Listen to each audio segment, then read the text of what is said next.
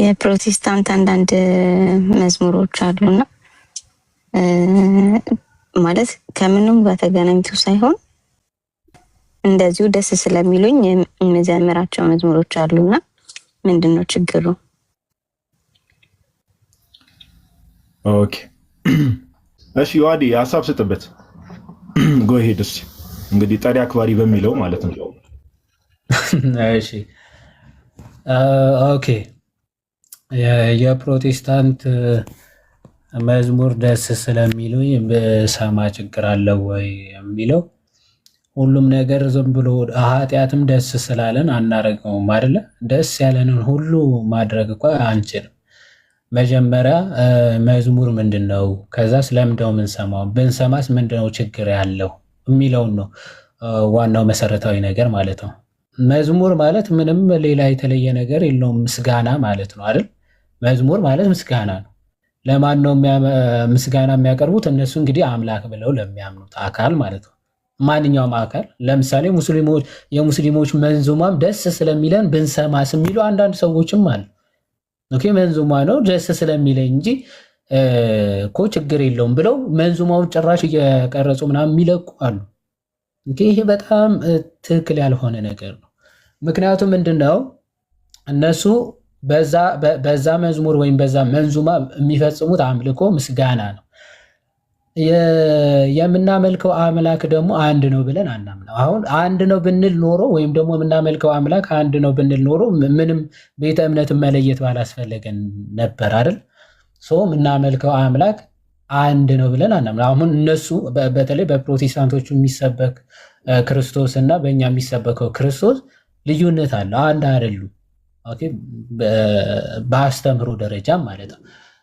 በተለያዩ ትምህርቶቻቸው በጣም መሰረታዊ ልዩነቶች አሉ። ያንን ትምህርቶቻቸው ነው የሚዘምሩት ማለት ነው፣ በመዝሙር መልክ የሚያቀርቡት።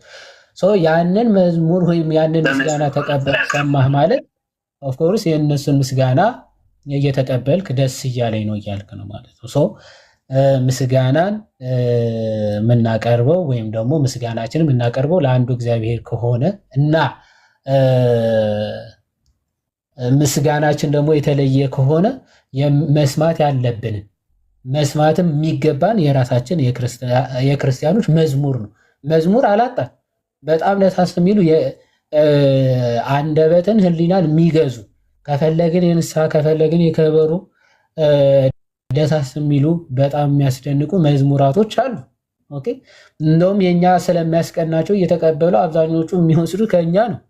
የዜማ ሁሉ መሰረት የሆነች ቤተክርስቲያን ያለችን ምን ጎሎን ነው የኛ መዝሙር ጨርሰን ነው የሌሎቹ መስማት?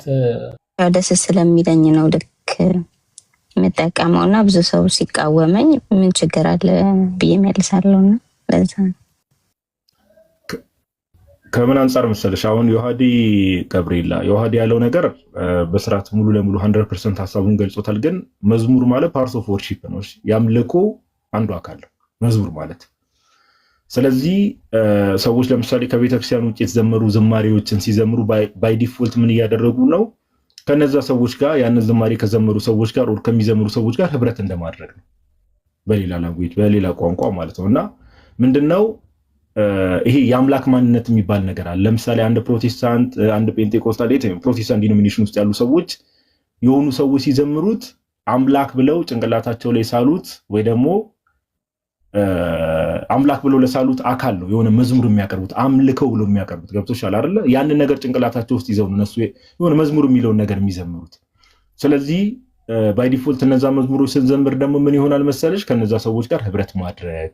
ኦኬ ይሄ ደግሞ ምንድነው? ከቤተክርስቲያን ውጭ ካሉ ሰዎች ጋር ህብረት ማድረግ ደግሞ በቤተክርስቲያንም አይፈቀድም፣ በመጽሐፍ ቅዱስም አይፈቀድም። እውነት ለማውራት ግን ስሜትን ኤክስፕረስ ከማድረግ አንጻር የሚለው ለምሳሌ እኮ ገብርኤላ ምን አይነት ነገር አለ? ለምሳሌ ዘፈን ሆነው አይደል የሰዎችን ስሜት የሚገልጹ አሉ አይደል? ዘፈን ለምሳሌ ዓለማዊ ዘፈን ሆነው ስሜቶቻችንን የሚገልጹልን ነገር አለ። ስሜታችንን ስለገለጸ ተብሎ ግን ዘፈን ለምሳሌ እንስማ ይባላል። ኦኬ ዘፈን እንስማ ይባላል። ለምን? በውስጣችን ያለውን ስሜት በውስጣችን የተደበቀውን ነገር ስለገለጸ ዘፈን እናዳምጥ ተብሎ ትምህርት አይሰጥም፣ ኦር እንደዛ እናድርግ አይባልም። እንደዛውም ደግሞ የሆነ ስሜታችንን ሊገልጽ ይችላል በሚል ፕሪ አሰምፕሽን የፕሮቴስታንቶችን መዝሙር መስማት ደግሞ ልክ አይደለም። ከዛ ባለፈ ግን እውነት እናውራ ከተባለ ሜቢ በቤተክርስቲያናችን ውስጥ ያሉ ዝማሬዎችን ምን ያህሉን አዳምጠናል የሚለው ራሳችንን መጠየቅ ያስፈልጋል። ለምሳሌ በቤተክርስቲያናችን ውስጥ ብዙ አይነት ዝማሬዎች አሉ። ብዙ አይነት ይሄ ውስጣቸው ለተሰበሩ ሰዎች፣ በብዙ አይነት መልኩ ለተጎዱ ሰዎች፣ በብዙ አይነት ኢሞሽን ውስጥ ላሉ ሰዎች ብዙ አይነት ዝማሬ አሉ። አየሽ፣ እነዛ መዝሙሮች ግን ኤክስፕሎር አድርገን ሜቢ ላንደርስባቸው እንችላለን እና ይሄ ውስጣችን ለሚሰሙ አይነት ስሜቶች ደግሞ ለነዛ ስሜቶች ደግሞ ያንን ፐርፌክትሊ ስሜታችንን መግለጽ የሚችሉ ብዙ መዝሙሮች አሉ ቤተክርስቲያኖቻችን ውስጥ እና እነዛ መዝሙሮች ብንሰማቸው ሪኮመንድ ይደረጋል። ከዛ ባለፈ ግን ኦቨርኦል የኛ እዚህ ገስት ላይ የተቀመጠን ሰዎች ብቻ ሳይሆን ቤተክርስቲያን እንደ ቤተክርስቲያናችን ይህንን ነገር አትፈቅድም። ኦኬ፣ አትፈቅድም። ቤተክርስቲያናችን አትፈቅድም እና ከምንም ነገር በላይ ለቤተክርስቲያን ትእዛዝ መቆም ልክ ነው። ለቤተክርስቲያን ትእዛዝ መገዛት ያስፈልጋል። ከዛ ባለፈ ደግሞ መጽሐፍ ቅዱሳዊ የሚሆነ ነገር አለው። ኦቨርኦል ደግሞ አሁን ያልኩሽ ነገሮች ተግባራዊ ብናደርጋቸው መልካም ነው ብዬ አስባለሁ። ጋብሪኤላ። እሺ፣ በጣም አመሰግናለሁ። ክብር ይስጥልኝ። እሺ፣ ቴንክ ዩ ሶ ማች። እሺ፣ እግዚአብሔር ያክብርልኝ። እሺ፣ እዚሁ ላይ ጋዲ። ኦኬ፣ መጀመሪያ ሰላም በለና ወዳጅ እዚሁ ላይ ይገባል እንዴ? ሰላም እንዴት ዋላችሁ ተብሎ ነው የሚገባው ወዳጅ። እሺ፣ ሰላም ክርስቶስ ይብዛላችሁ። ሁላችሁም ሰላም ብያችኋለሁ። ታችም ላይም ያላችሁ የአዲያንተሽ ገብርኤል፣ ሙሽ፣ መግዲ፣ ጋዲ ሁላችሁም ሰላም ብያችኋለሁ። ሰላማችሁ ይብዛ። አንድ ነጥብ ብቻ ለማንሳት ነው ማለት በነገራችን ላይ ዜማ በራሱ ፓወርፉል ነው። ያ ማለት ሰውን በቀላሉ ከነበርክበት እንትን ሊያስወጣ ይችላል አት ኤኒ ፖይንት ማለት ነው እና እያንዳንዱ ደግሞ ቀስ በቀስ ነው፣ በአንዴ አይደለም እኛ ሊወስደን የሚችል ቀስ በቀስ ማለት ነው። ለዛ ነው ቅዱስ ጳውሎስም የተናገረው እብን ከሰዎችም እንኳን መዝሙር አይደለም ከሰዎቻቸው ራሱ ልንጠበቅ እንደሚገባን ቀድሞ ተናግሮናል። የማይመች አካሄድ ከማያምኑት ጋር ማለት ከኛ ጋር አንድ ካልሆኑት ጋር እንዳናደርግ ተናግሮናል። ጌታ ኢየሱስ ክርስቶስም ከፈሪሳውያን እርሾ ተጠበቁ የተባለበትም አንደኛ ይሄ ነው። ቀስ በቀስ በዛ ውስጥ ምንድነው ምን ትምህርት አለው ምን ፍቅርና ያስተላልፋል የሚለው አንድ በአንድ አናቅምና በጣም ጥንቃቄ ልናደርግ ይገባል። ከቤተ ክርስቲያን ውጪ ባንሰማ በቃ አንሰማም አናደርግም። በነገራችን ላይ ያው ቅድምም አንስቷል። ቃል ሕይወት ያሰማልን። ቴንኪው ጋዲ። እሺ መኩዚ እናመሰግናለን። እግዚአብሔር ያክብርልን። እሺ አይ ቲንክ ጋብሪኤላ ጥያቄውን ጨርሳለች መሰለኝ። ወደሚቀጥለው እሙሽ የሚል ዩዘር ኔም እንኳን ደህና መጣ ኦር እንኳን ደህና መጣሽ።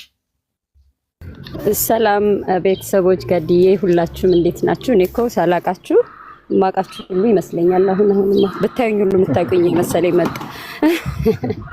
እኔ ውጪ ስደት ነው ያለሁት። በጣም ነው ማመሰግናችሁ፣ በጣም ነው የምወዳችሁ።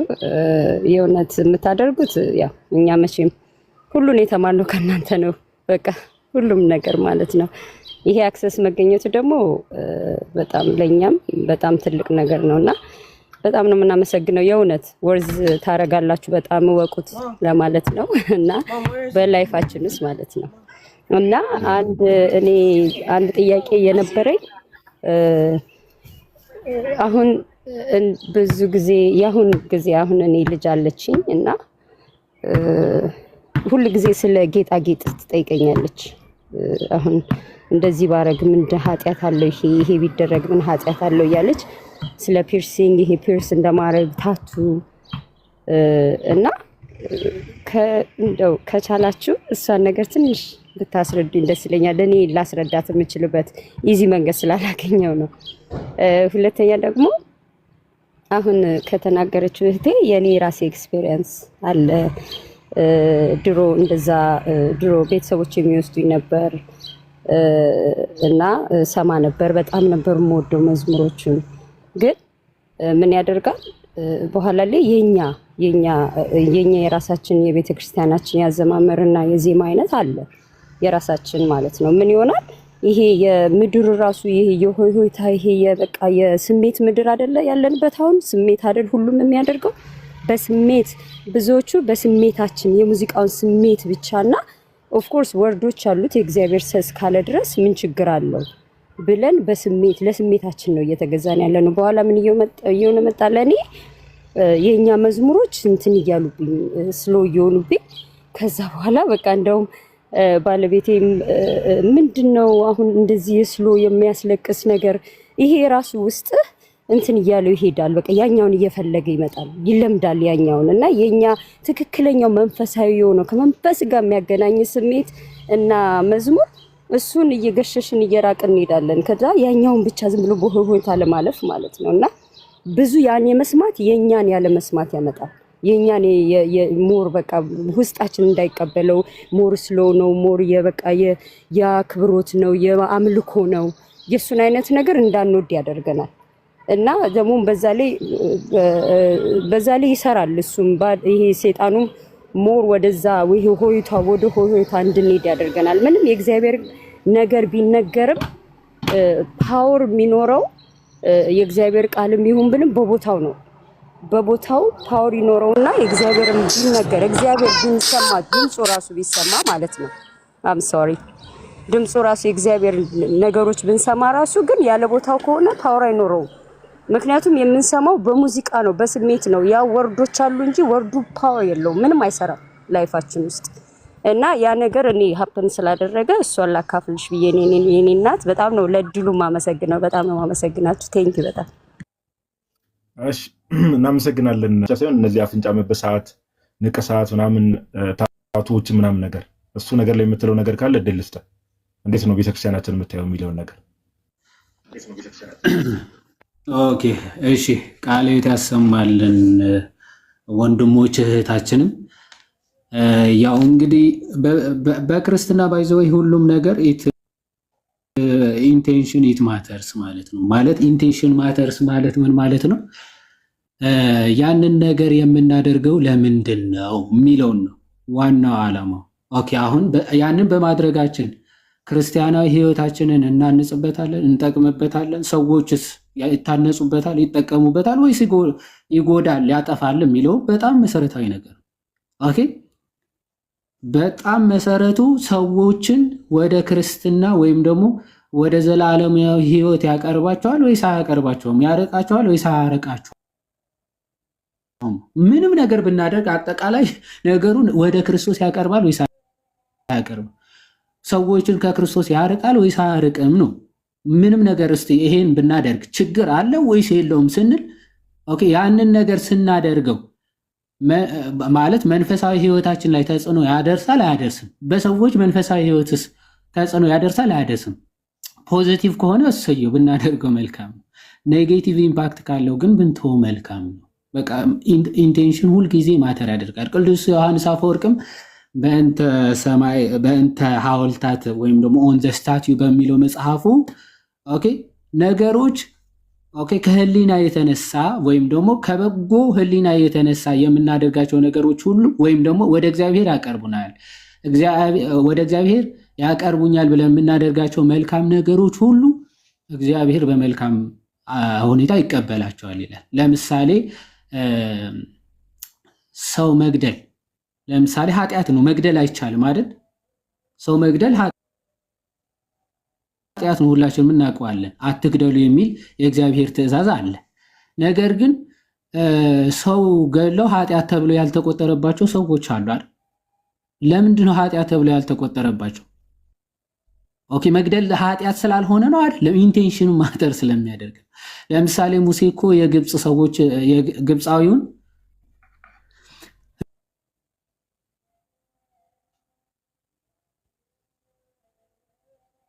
ግብፃዊውን ገድሏል። ግብፃዊውን በመግደሉ ግን ኃጢአት ተደርጎ ተቆጥሮበታል? አልተቆጠረበትም።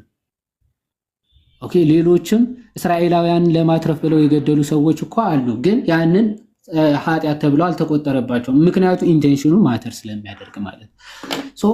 አሁን የሆነች ሴት ልጅ በእርግጥ መጽሐፍ ቅዱስም ሴት ከልክ በሆነ ማጌጥ ወይም ደግሞ ጌጥን ማጌጥ እንደማይገባት ይናገራል። ሐዋርያ ቅዱስ ጳውሎስ በጢሞቴዎስ መልእክቱ ይናገራል። ያለ ልክ ሴቶች አያጊጡ ይላል። ያለ ልክ የሆነ ከልክ ያለፈ ማጌጥ ማለት ማጌጥ ትክክል እንዳልሆነ ምንዝርና እንደሆነ ሐዋርያ ቅዱስ ጳውሎስ ይናገራል። ከምን አንጻር መሰላችሁ? አሁን ሴት ልጅ ብታጌጥ ምንድነው ማለት ከልክ በላይ ማጌጥ፣ እንደዚህ የሆኑ ጆውለሪዎች መጠቀሟ ምንድነው ኢንቴንሽኑ ወይም ደግሞ ፐርፐዙ ምንድነው? ቆንጆ ሆና ለመታየት ብቻ ነው አይደለም።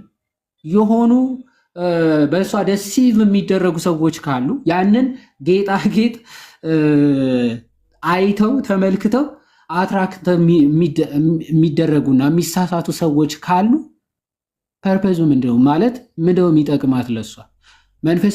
የሰዎች መንፈሳዊ ህይወት የሚያሰናክል ከሆነ ኦፍኮርስ ለራሷም ለሰዎችም መሰናክል እየሆነች ነው። ፒርሲንግ ዋናው ኢንቴንሽኑ ምንድነው ማለት ጥቅሙ ምንድን ነው? የሆነ የሰውን ትኩረት መያዝ ነው፣ የወንዶቹን ትኩረት መያዝ ነው። እንደዛ ከሆነ ደግሞ ልክ ቅዱስ ዮሐንስ አፈወርቅ ምን ይላል? ልክ እንደ ወለተ ሄሮድያዳ ያለ ጉልምትና ነው። ይቅርታ ለቃሉ ጉልምትና ነው። የወንዶችን ትኩረት በመሳብ ልክ የሄሮድስን ህዋሳቶቹን ምን ብላ ገዝታ በዳንሷ በጭፈራ ስባ ከዛ በኋላ ሄሮድስን ምን አስባለችው? የማይፈልገውን ቃል እንዲገባ አደረገችው።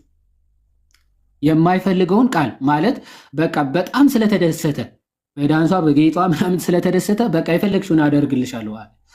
ዘንድ ምን አለችው? የዮሐንስን አንገት ቆረጠልኝ። ቅዱስ ዮሐንስ ከዚህ ጋር ነው የሚያነጻጽረው። ይሄ ቅዱስ ዮሐንስ አፈወርቅ ማለት ማጌጥን ይሄ ከልክ ያለፉ ጌጦችን መጠቀም እና ለወንዶች መሰናክል መሆንን ከምን ጋር ያያይዘዋል? ከዚህ ጋር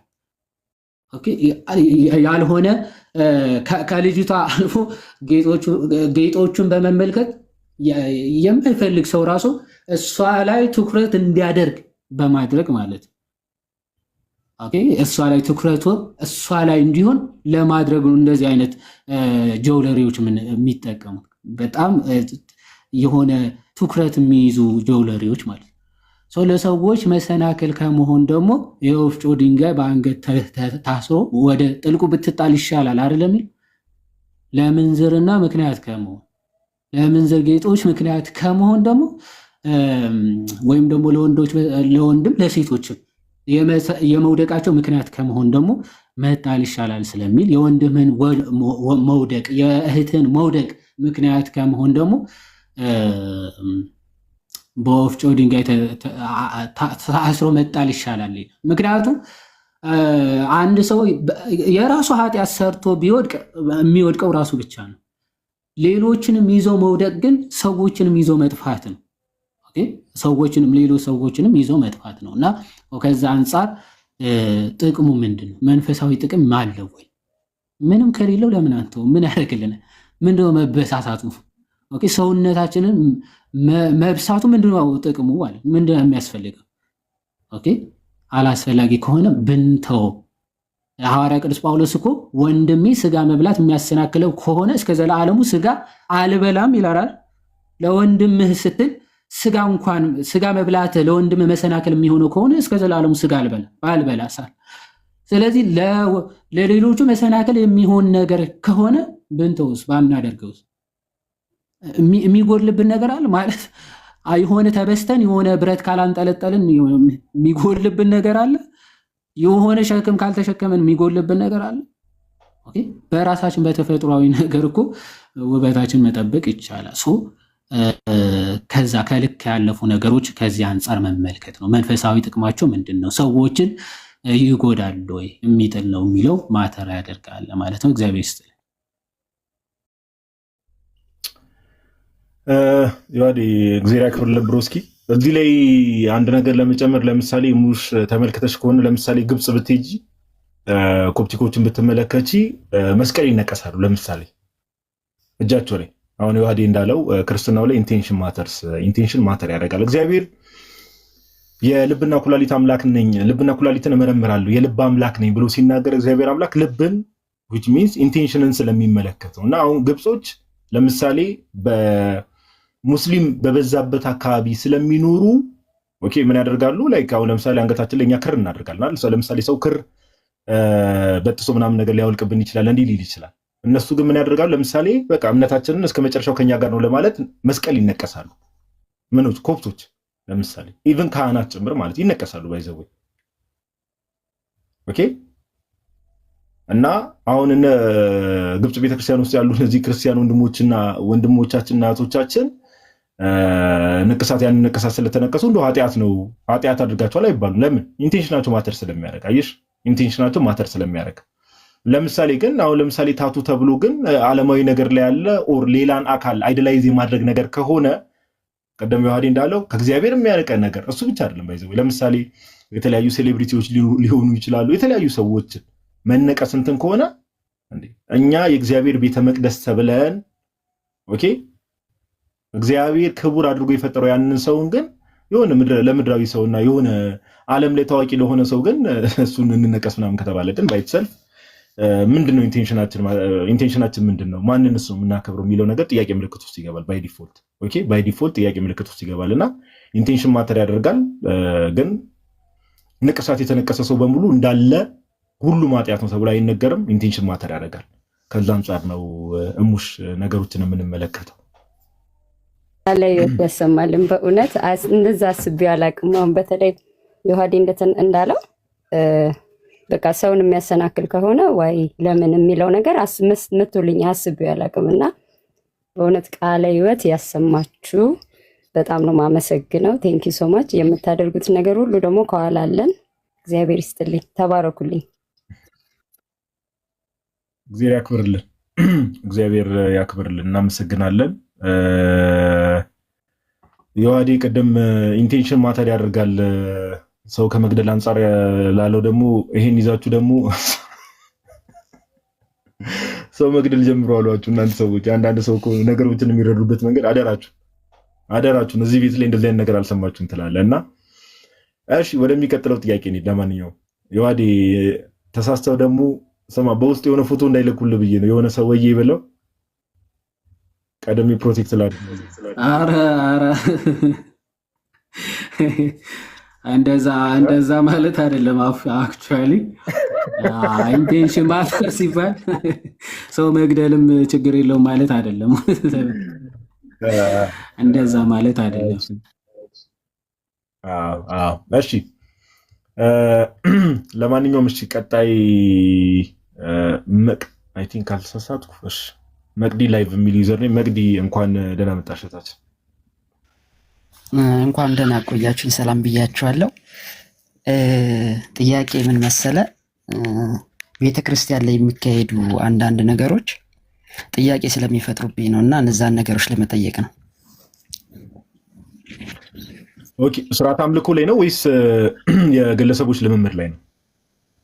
አሁን እንደ አጠቃላይ እንደዚህ አሁን ስርዓት አምልኮም ቢሆን የግለሰቦች እንትን ላይ ያው በውጭ ያለ አሁን አንዳንዴ እንዴት ነው ሕይወት ይናገር ይል አይደል መጽሐፍ ቅዱስም ማለት በንግግራቸው ታውቋቸዋላችሁ ወይም ደግሞ በስራቸው ታውቋቸዋላችሁ እንደሚለው አሁን ቤተክርስቲያን ላይ አሁን አንዳንድ ክብረ በዓላት ሲከበር ማለት ነው። ጥያቄሽ ልስሞሽ ጎ ሄድ ጥያቄሽ ልስሞሽ። አንዳንድ ክብረ በዓላት እንትን ሲባሉ ሲከበሩ ማለት ነው እነዛን ተያይዞ ወይም ደግሞ ታኮ የሚመጣ አሁን መንፈሳዊ አምልኮ ከሆነ እግዚአብሔርን በማምለክ እግዚአብሔርን በመፍራት በዛ ውስጥ ማሳለፍ ሲገባን የተወሰነ ታይሟን ለዛ ነገር እንሰጥና ለእግዚአብሔር አምልኮ ወይም ደግሞ ጠዋት ቤተክርስቲያን እንሄድና ስንመለስ ግን ቤታችንም ይሁን በህብረት የምናደርጋቸው ነገሮች እግዚአብሔርን የማያከብሩ ለእግዚአብሔር ደግሞ ምንም አስተዋጽኦ የማያበረክቱ ነገሮች ሆነው እናገኛቸዋለን። እነዛን ነገሮች ቤተክርስቲያን እንደ ቤተክርስቲያን ምዕመኑን እንትን ማለት የለባትም ወይ? ብዙ ጊዜ አሁን እኔ እንደዚህ ቤተክርስቲያን እሄዳለሁ እና ሲሄድ አንዳንዴም እውነት ለመናገር በድፍረት የምናገረው ቢራ እንደዚህ መጠጦች ምናምን ወደ ቤተክርስቲያን ሲገባ ያለው እና እነዛ ነገሮች ጥያቄ ይፈጥሩብኛል። ለምንድን ነው እንደዚህ የሚደረገው የሚለው ነገር ይሄ ምናልባት መልስ ካለክ። እሺ እዚህ ነገር ላይ ሀሳብ ለመስጠት ጋይስ ኮመንት ላይ ያላችሁ ሰዎች እኔ አንዳንድ ሰዎች እንደው የመጽሐፍ ሱስ ስላለባችሁ ይመስለኛል የምጽፉት ነገር አንዳንዴ ሰዎችን ጋይስ ኦፌንድ ሊያደርግ ይችላል። ኦኬ ሰዎችን ኦፌንድ ሊያደርግ ይችላል። ስለዚህ አረጋጉት። አሁን የምጽፉት ነገር አንዳንድ ሰዎች የምጽፉት ነገር እያየው ነበርና የሆነ ሰው ሞክ የማድረግ ነገር የሚመስል ነገር እያየው ነውና ፕሊዝ እንደዚህ አይነት ነገር አታድርጉ። ኦኬ እንደዚህ አይነት ነገር አታድርጉ፣ በተቻለ መጠን አታድርጉ። ካሁን በኋላ እንደዚህ አይነት ኔጌቲቭ ያው የኔም ቤት ታውቁታላችሁ። እንደዚህ አይነት ኔጌቲቭ ነገር የሚጽፍ ሰው ካለ አየር ላይ ሚዩት ነው የሚደረገው። አየር ላይ ኦኬ አየር ላይ ሚዩት ነው የሚደረገው። ግን አሁን ምንድነው እሺ ቆይ እኔ እንደውም ሐሳብ ከምሰጥሽ እዚህ ነገር ላይ ዲያቆን ገስት ላይ ስላለ መኩዚ ሐሳብ ስጥ። አንተ እዚህ ሐሳብ ላይ ሐሳቧን ሰምተከዋል አይደል? ጥያቄዋን አንዳንድ ልምምዶች መኳለ ወይ ሰምተከዋል? ሐሳቧን ካልሰማሁ እኔ ልሂድበት። ሰምተከዋል ሐሳቧን? ሂድበት አልሰማሁም። እሺ ምንድነው ኦቨርኦል የጠቅለል ያለውን ነገር ልስጥሽ። ጠቅለል ያለውን ኢሜጅ እና ጠቅለል ያለውን ሐሳብ እዛ ላይ ሪፍሌክት ለማድረግ ልሞክር። ምንድነው ቤተክርስቲያንን የግለሰቦችን ልክ ያልሆነ ልምምድ ከቤተክርስቲያን ነጥሎ ለማየት መሞከር መልካም ነው ብዬ አስባለሁ። ለምን መሰለሽ ኦፍ ኮርስ ሁላችንም ክርስቲያን እንደመሆናችን ሁላችንም መውደቅ መነሳት አለ፣ ድካም አለ፣ የስጋ ድካም፣ እነዚህ ነገሮች ሊኖሩ ይችላሉ ሁሉም ሰው ጋር። ግን አንቺ ቀደም እንደተናገርሽው ለምሳሌ በንግግርሽ መሃል እንደተናገርሽው ክርስትና ጥሪው ራሱ ባይሰልፍ ክርስትና ጥሪው ራሱ ቅዱስ ጳውሎስ አንደኛ ቆሮንቶስ ምዕራፍ 11 ቁጥር 1 ላይ እንደተናገረው እኔ ክርስቶስን እንደምመስል እናንተም እኔ ምሰሉ እንዳለ ክርስትና ጥሪው ራሱ ማን ነው? ክርስቶስ ኢየሱስን መምሰል ነው። ኦኬ ስለዚህ እያንዳንዳችን ክርስቲያኖች ማንን ለመምሰል የተጠራ ነው? ጌታችን ኢየሱስን ለመምሰል የተጠራ ነው። ጌታችን ኢየሱስን ለመምሰል የተጠራ ነው። አየሽ? ስለዚህ በህይወታችን ማን መገለጥ አለበት ከተባለ ክርስቶስ መገለጥ አለበት በተቻለ መጠን። ኦኬ በተቻለ መጠን በህይወታችን ማን መግለጥ አለብን? ክርስቶስ ኢየሱስን መግለጥ አለብን። ጌታ ራሱ ምን ብሎ ተናገረ?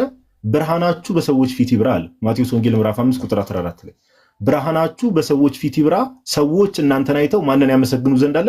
የሰማዩ አባታችሁን ያመሰግኑ ዘንድ አለ። ኦኬ ስለዚህ ቤተክርስቲያን በኖህ መርከብ ነው የምትመሰለው። መልካም አገልጋዮች አሉ፣ መልካም የሆኑ እግዚአብሔርን የሚወዱ በቅንነት የሚያገለግሉ በጣም ብዙ አገልጋዮች አሉ፣ ምንም ጥያቄ የለውም። በዛው ልክ ደግሞ ኦኬ እግዚአብሔርን ደግሞ ከእግዚአብሔር የራቁ ዮሐድ ቅድም አንድ የተናገረው ነገር አለ።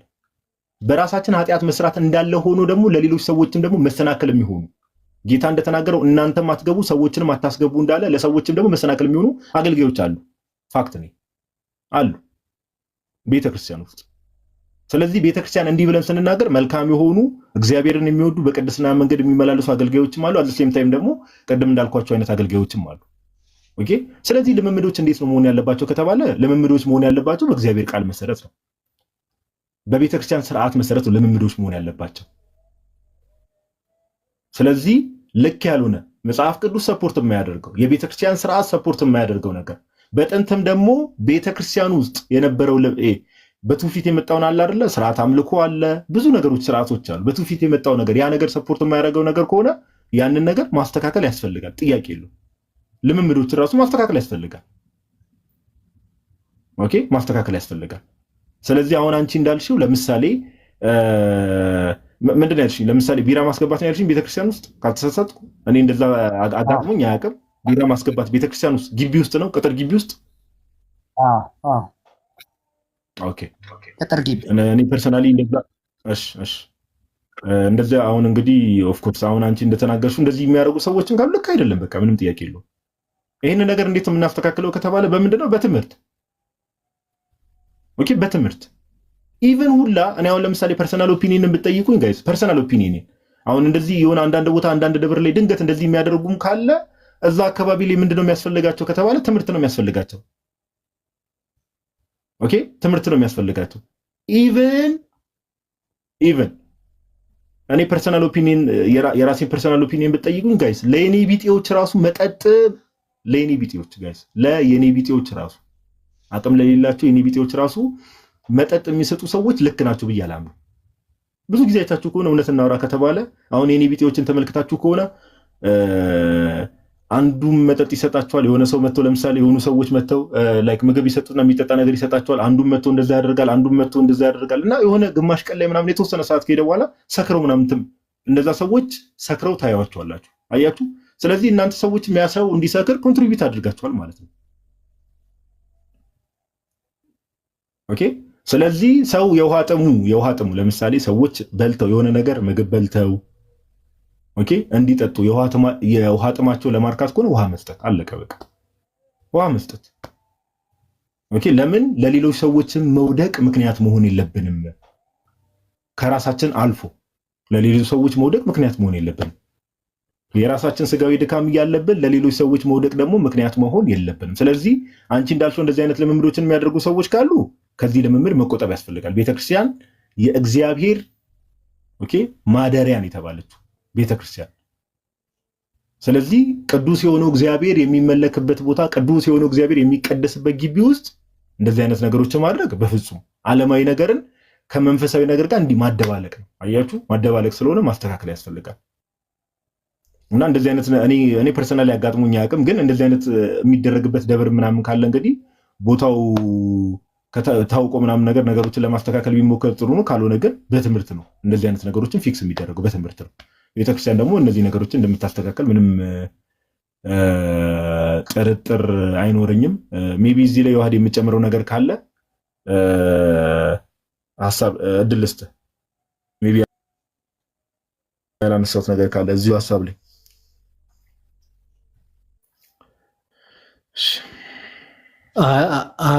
አበለኸዋል ኦልሬዲ።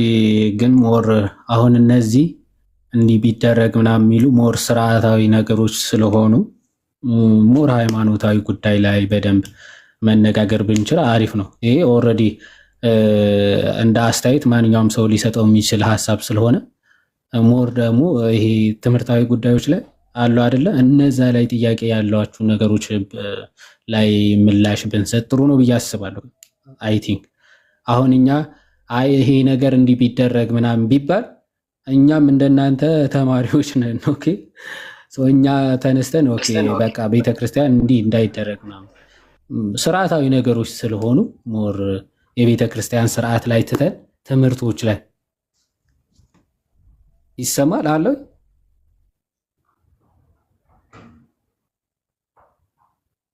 ያ ይሰማል ፓፓ ይሰማል። ዮሐዴ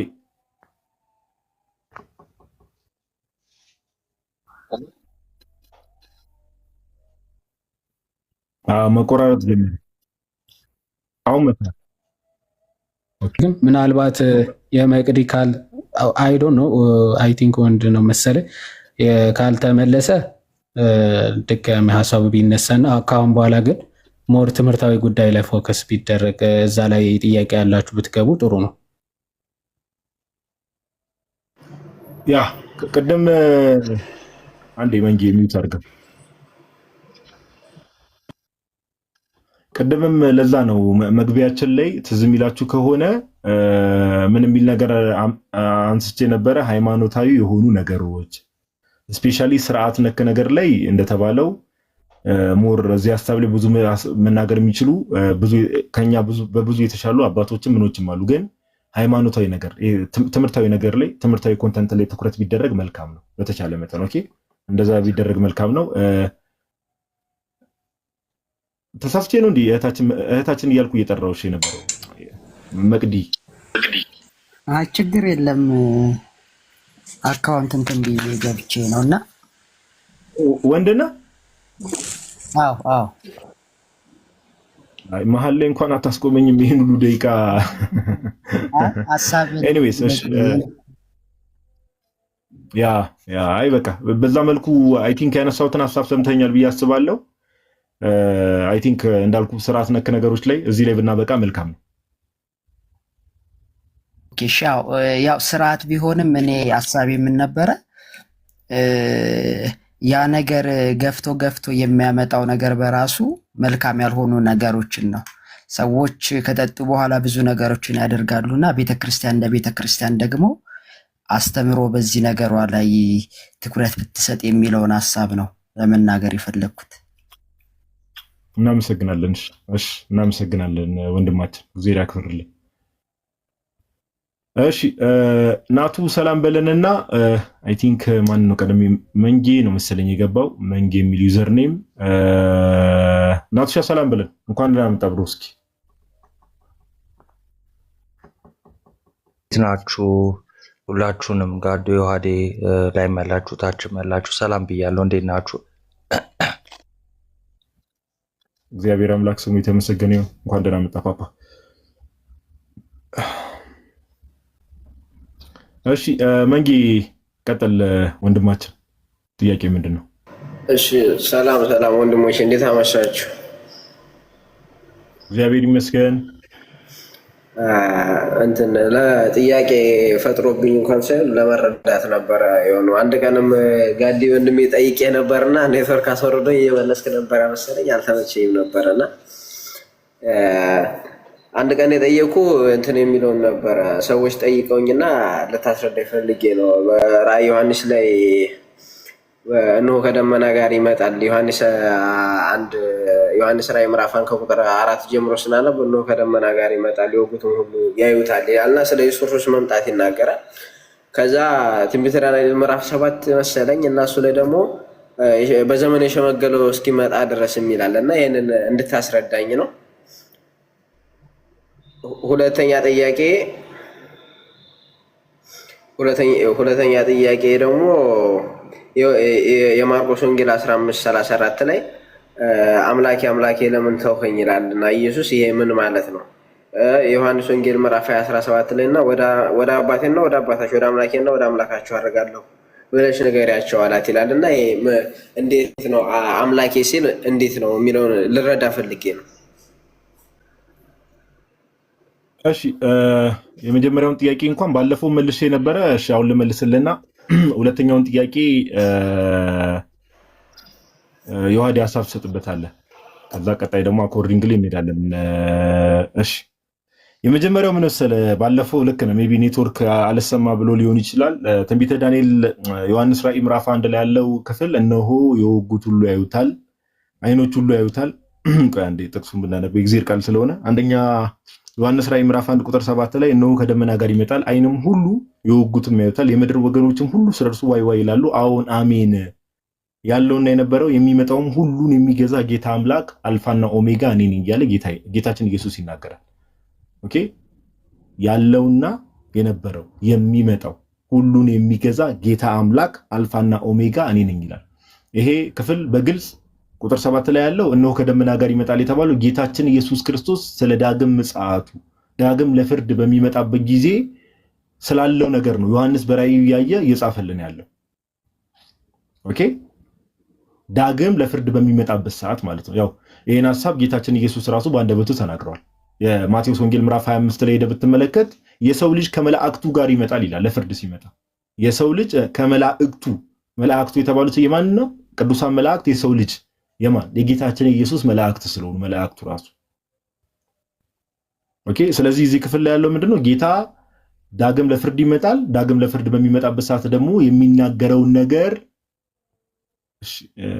ላግ ታረጋለህ ይላል። ላግ እያረኩ ነው ናቱ ኦሪዋዲ ወይስ አንዳንድ ሰዎች ኔትወርካቸውም ችግር ኖሮበት ዝም ብሎ ኮሜንት ይጽፋሉ መሰለኝ? አይ ቪዲዮ ምናምን ሊሆን ይችላል እንጂ ኖርማል ድምፁ ፐርፌክት ነው። ኦኬ እሺ እና ዞሮ ምንድነው ባጭሩ ዮሐንስ ራዕይ ምዕራፍ 1 ቁጥር 7 እና 8 ላይ ያለው ስለ ዳግም ምጽአቱ ዳግም ጌታችን ኢየሱስ ለፍርድ ሲመጣ ያለው ክፍል ነው። ትንቢተ ዳንኤል ምዕራፍ 7 ላይ ያለው ክፍል ትንቢተ ዳንኤል ምዕራፍ 7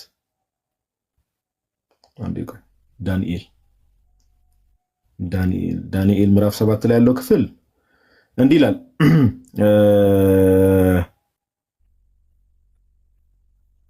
በሌሊት ራእይ አየው ይላል። እነሆም የሰው ልጅ የሚመስል አሁን የሰው ልጅ የሚመስል የተባለው ራእይ ላይ ማን ነው? ጌታችን ኢየሱስ ነው። በሌሊት ራእይ አየው እነሆም የሰው ልጅ የሚመስል ከሰማይ ደመናት ጋር መጣ። ኦኬ በዘመናት ወደ ሸመገለውም ደረሰ። አሁን እዚህ ጋር ከደመናት ጋር መጣ ሲባል እና አሁን እርግጠኛ ነኝ ጥያቄውን ያነሱ እዚህ ጋር ከሰማይ ደመናት ጋር መጣ የሚለውና የቀደሙን አገናኝተው በዘመናት ወደ ሸመገለውም ደረሰ ወደፊቱ ማቀረቡት የሚለውን ለማገናኘት አይደለም። ባይዘው እንደዛ አይደለም። ይሄ ሪቪል ከማድረግ አንጻር ኦር ከመገለጡ አንጻር ነው እየተነገረ ያለው ይሄ ክፍል። ኦኬ ከመገለጡ አንጻር ነው እንጂ እዛ ጋር ከደመና ጋር ይመጣል የሚለው ክፍል ከደመናት ጋር ይመጣል የሚለው ክፍል ስለ ዳግም ምጽአቱን የሚናገረው እዚህ ጋር ደግሞ ከሪቪሌሽን አንጻር እንደሆነ በምን እናውቃለን? ቁጥር 14 ላይ ምን ይላል? ወገኖችና አህዛብ ይላል። በደንብ አስተውል። ቁጥር 14 እና 13 ተያያዥ ስለሆኑ ወገኖችና አህዛብ በልዩ ልዩ ቋንቋም የሚናገሩ ሁሉ ይገዙለት ዘንድ ግዛትና ክብር መንግስትም ተሰጠው። ግዛቱም የማያልፍ ግዛት ነው፣ መንግስቱም የማይጠፋ ነው እያለ ኢቭን ሁላ እዚህ ጋር ወገኖችና አህዛብ በልዩ ልዩ ቋንቋም የሚናገሩ ሁሉ ይገዙለት ዘንድ የሚለው ኦር ሰርቭ የሚለው ቃል አረማይኩንም ሄደህ ብትመለከት ኦኬ የሰባ ሊቃናቱንም ግሪኩን ሄደህ ብትመለከት ላትሪዮስ የሚል ቃል ነው ያለው which means ለያህዌ ለእውነተኛው አምላክ ብቻ የሚሰጥ ቃል እዚህ ጋር ተጽፎ እንመለከታለን። ይገዙለት ዘንድ የሚለው ሰርቭ ያደርጉት ዘንድ የሚለው ያመልኩት ዘንድ የሚለው ተብሎ እንደሚፈታ ማለት ነው። ለምን ላትሪዮስ የሚል ቃል ነው ያለው። ላትሪዮስ የሚለው ቃል ደግሞ በብሉይ ኪዳን ለያህዌ ነው፣ በአዲስ ኪዳን ደግሞ ብዙ ቦታ ለእግዚአብሔር አብ የዋለን ቃል ለጌታችን ለኢየሱስ ሲውል እንመለከታለን። ኦኬ ስለዚህ እዚህ ጋር ያለው ከሪቪሌሽኑ አንጻር ከቃል ስጋ ሆኖ ከመምጣቱ ከመገለጡ አንጻር የተጻፈ ነገር ነው። እዛ ጋር ያለው ክፍል ግን ስለ ዳግም ምጽአቱ የሚያወራ ክፍል ነውና ዳንኤል ምዕራፍ 7 ላይ ያለው ከፍርድ ጊዜ ጋር የሚገናኝ ነገር አይደለም። ክፍሉ ኦኬ ትንቢተ ዳንኤል ምዕራፍ 7 ቁጥር 13 እና 14 ላይ ያለው ዳግም ጌታችን ኢየሱስ ክርስቶስ ለፍርድ ከመምጣቱ ጋር የሚገናኝ ክፍል አይደለም። ያኛው ግን ዳግም ለፍርድ ከመምጣቱ ጋር የሚገናኝ ክፍል ነውና ሁለቱ በዚህ መልኩ የተለያዩ ናቸው። ወንድማችን መንጌ ሐሳቤን አግኝተኝ ከሆነ ባለፈው መልሼ ነበር። ሜቢ ያው እንዳልከው ኔትወርክ አልሰማሁም መሰለኝ እንጂ። እሺ አመሰግናለሁኝ። ሁለተኛው ጥያቄ ሲያብራሩ ኦኬ ሁለተኛውን ሰምተኸዋል አይደል? ዮሐንስ 20:17 ላይ ነው አይ ቲንክ አምላኬና አምላካችሁ አባቴና አባታችሁና አምላኬ አምላኬ ለምን ተውከኝ የሚለው ክፍል ያው ሁለቱም አንድ አይነት ኮንቴክስት ያላቸው ጥያቄዎች ናቸው። ኦኬ እሺ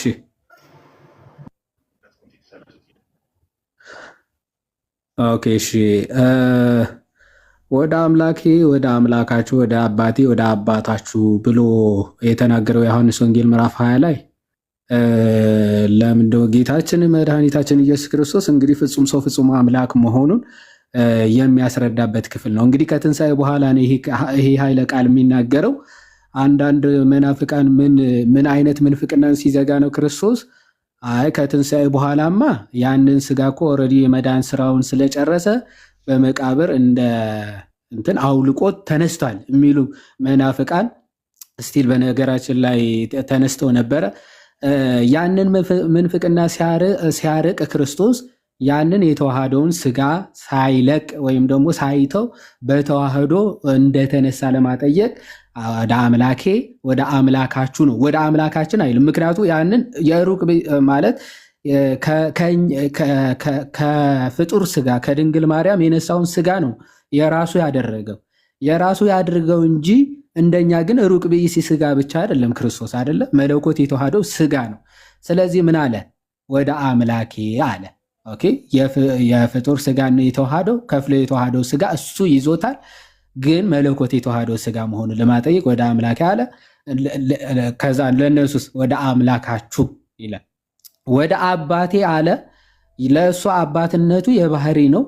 ወደ አባታችሁ አለ። ለእኛ ደግሞ አባትነቱ የጸጋ ነው የተሰጠን ወይም ደግሞ በጸጋ የተሰጠን አባትነት እንጂ ከባህሪያችን የሆነ አብ የባህሪ አባታችን አይደለም። በጸጋ ግን የክርስቶስ አማኝ ስንሆን በክርስቶስ በማመናችን ልክ ዮሐንስ ወንጌል ምዕራፍ 1 ከቁጥር 12 ላይ በስሙ ለሚያምኑት ለሚቀበሉት ሁሉ ግን የእግዚአብሔር ልጆች ይሆኑ ዘንድ ምን ስልጣንን ሰጣቸው? የእግዚአብሔር ልጆች ይሆኑ ዘንድ ምን ተሰጣቸው? በስጦታ መልክ ነው ልጅነታችን የምናገኘው። ክርስቶስ ግን በስጦታ መልክ ሳይሆን ከዘለዓለሙ የአብ የባህሪ ልጁ ነው አይደለ? ዮሐንስ ወንጌል ምዕራፍ 1 ከቁጥር 18 ላይ ምንድነው የሚለው? እግዚአብሔርን ያየው አንድስ እንኳን የለም፣ በአባቱ እቅፍ ያለ አንድያ ልጁ፣ በአባቱ እቅፍ ያለ አንድያ ልጁ፣ አንድያ ልጅ ነው። በባህሪ ከአብ የተገኘ በባህሪ አብን የሚመስለው ብቸኛ ልጁ እሱ ብቻ ስለሆነ አንድያ ልጅ ይባላል። ምክንያቱ የባህሪ ልጁ ስለሆነ ማለት። ስለዚህ እሱ ተረከው ተብሎ ይገለጻል። በአባቱ እቅፍ ያለ ተብሎ በመለኮት የሚተካከለው በባህሪ የሚመስለው አንድያ ልጁ እሱ ስለሆነ ማለት አባቴ ብሎ ለየ የባህሪ ነውና እሱ አባታችሁ ብሎ ለደቀ መዛሙርቱ ደግሞ ተናገረ። እሱ ልጆች እንዲሆኑ ያደረጋቸው ናቸውና ነው። ከዚህ አንጻር ፍጹም ሰው ፍጹም አምላክ መሆኑን ለማጠየቅ አምላኬ አምላካችሁ አባቴ አባታችሁ አብ ብሎ የባህሪ አባቱ መለኮት መሆኑን ተናገረ። አምላኬ ብሎ ፍጹም ሰው መሆኑ ተናገረ። ፍጹም ሰው ፍጹም አምላክ መሆኑ የተዋሃደውን ስጋ ሳይጥለው በመቃብር ሳይተወው እንደተዋሃደ እንደተነሳ ለማጠየቅ ይሄንን ተናግሯል ነው የመጀመሪያ። አምላኬ አምላኬ ስለምን ተውከኝ የሚለውን ሐሳብ ደግሞ ምንድነው? መዝሙር 21 ዕዝባር 22 ማለት ነው። ልክ በትንቢት የተነገረ ቃል አለ።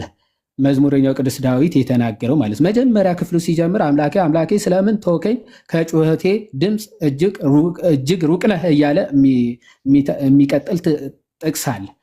ስለዚህ ክርስቶስ ምን እየተናገረ ነው? እዛ ምዕራፍ የመጀመሪያው ጥቅስ ሊቀ ካህኑ ወይም ደግሞ በምኩራብ ላይ በአይሁዶች ምኩራብ ምን ይደረጋል? ሊቀ ካህኑ ወይም ደግሞ ካህናቶቹ የመጀመሪያውን የመዝሙር ክፍል ሲነሳ ሙሉ ምዕራፉ ያነቡታል ወይም ደግሞ ይነበባል ማለት ነው። ስለዚህ ክርስቶስ ምን እየተናገረ ነው? የመጀመሪያዋ የመዝሙረ ዳዊት ምዕራፍ ክፍል ካነበበው በኋላ በክርስቶስ ላይ እየተፈጸመ ያለው በዛ ትንቢት ላይ የተነገሩ ትንቢቶች እንደሆነ እያጠየቃቸው ወይም ደግሞ እየነገራቸው ነው ማለት። እዛ በልብሶቼ ላይ ዕጣ ተጣጣሉ፣ አጥንቶቼ ተቆጠሩ፣ ለመብሌ ሐሞትን ከርቤን አጠጡኝ የሚሉ ክፍል ያለበት ምዕራፍ ነው እየጠቀሰ ያለው ክርስቶስ ማለት።